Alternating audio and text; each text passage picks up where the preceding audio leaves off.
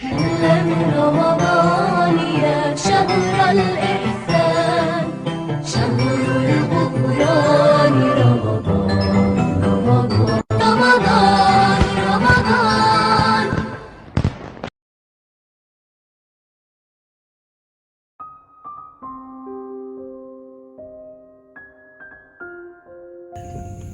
Assalamualaikum warahmatullahi wabarakatuh. Alhamdulillahi wa kafa, wassalatu wassalamu ala sayyidina al-mustafa wa ala alihi ahli wafa wa ashabihi ahli sidqi wal wafa. Allahumma salli wa sallim ala sayyidina Muhammadin wa ala alihi wa sahbihi ajma'in. Amma ba'd. Qala Allah subhanahu wa ta'ala fil Qur'anil Karim, Bismillahirrahmanirrahim. Ya ayyuhalladzina amanu kutiba alaikumus siyamu kama kutiba alal ladzina min qablikum la'allakum tattaqun. Shadaqallahu maulana al-azim. Jamaah ma'asyiral muslimin rahimakumullah. Betapa besar nikmat yang Allah berikan kepada kita, yang mana kita dipanjangkan oleh Allah umur kita. Kita diberikan kesempatan oleh Allah pada diri kita, sehingga kita berjumpa pula di bulan Ramadan, bulan yang penuh ampunan Allah Subhanahu wa ta'ala. Maka Ramadan adalah penghulu dari segala bulan, pemimpin dari segala bulan yang diciptakan Allah Subhanahu wa ta'ala. Kita diberikan Allah panjang umur, artinya kita dituntut untuk mensyukuri nikmat panjang umur tersebut. Kita diberikan Allah kesempatan, artinya kita dituntut untuk bersyukuri atas kesempatan dan segala nikmat yang diberikan Allah tersebut. Maka apabila kita bersyukur atas nikmat panjang umur, nikmat kesehatan, nikmat waktu, dan nikmat rezeki yang dianugerahkan oleh Allah Subhanahu wa ta'ala, insyaallah kita akan hidup dengan penuh keberkahan dan kita semua mendapatkan ampunan Allah Subhanahu wa ta'ala dan ditambahkan atas segala nikmat dan rezekinya Allah Subhanahu wa ta'ala. Sebagaimana Allah Subhanahu wa ta'ala berfirman, Bismillahirrahmanirrahim, la in syakartum la azidannakum wa la in kafartum inna azabi lasyadid.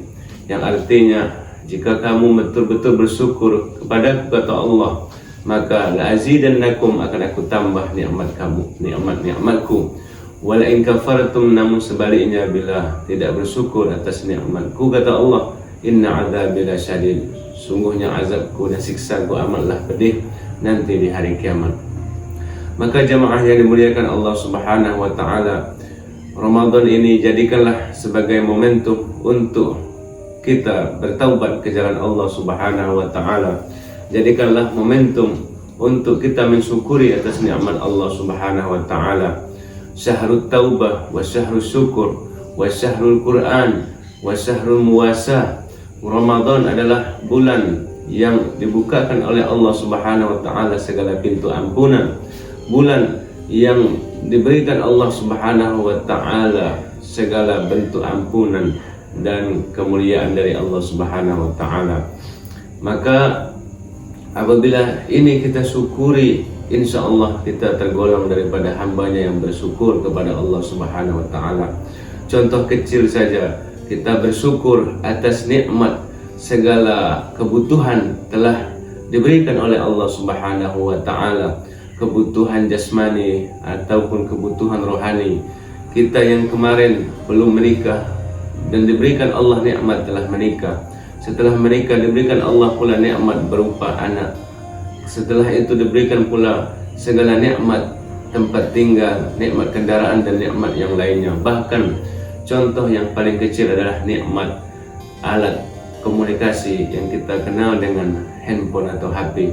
Maka apabila kita mensyukuri nikmat ini, kita gunakan handphone tersebut di jalan yang diridhoi oleh Allah Subhanahu wa ta'ala.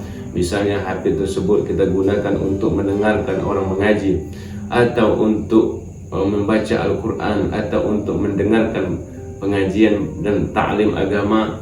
HP tersebut kita gunakan untuk komunikasi urusan yang diridhoi oleh Allah Subhanahu wa ta'ala.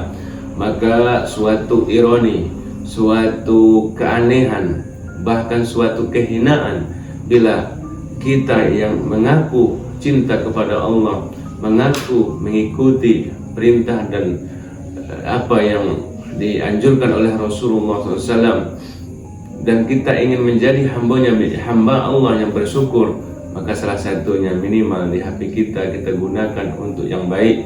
Di HP kita ada aplikasi Al-Quran, di HP kita tentu ada aplikasi mengaji atau aplikasi sholawat dan aplikasi yang lainnya. Maka handphone atau HP adalah jendela kita menuju syukur kehadiran Allah Subhanahu wa Ta'ala. Namun sayang, sungguh sayang, banyak di antara kita diberikan Allah nikmat berkomunikasi, nikmat untuk menghibur diri, namun nikmat itu kita selewengkan ke jalan yang dimurkai oleh Allah Subhanahu wa Ta'ala, melihat sesuatu yang haram, mendengar sesuatu yang menyimpang, atau sibuk waktunya dengan sesuatu yang melalaikan dari Allah Subhanahu wa Ta'ala.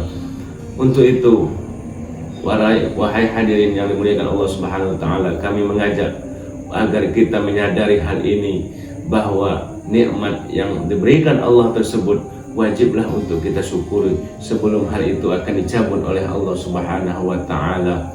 Maka jangan mengharap nikmat tersebut akan langgeng pada diri kita, akan lama Allah berikan pada kita kalau kita tidak mensyukurinya.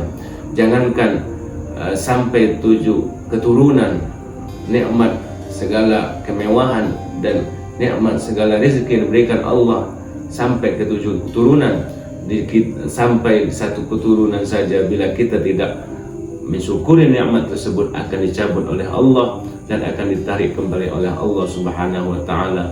Innahu huwa razzaq. Ketahuilah bahwa sungguhnya Allah adalah Tuhan yang maha memberi rezeki. Maka bila rezeki itu kita syukuri, insya Allah ditambah oleh Allah Subhanahu wa Ta'ala. Mudah-mudahan bulan yang baik ini menjadi motivasi kita untuk menjadi hamba yang bersyukur, walaupun sedikit di antara golongan yang bersyukur kata Allah. Mudah-mudahan kita semua termasuk golongan yang sedikit tersebut. Mudah-mudahan bermanfaat. Saya akhiri wabillahi taufiq wal hidayah. Wassalamualaikum warahmatullahi wabarakatuh.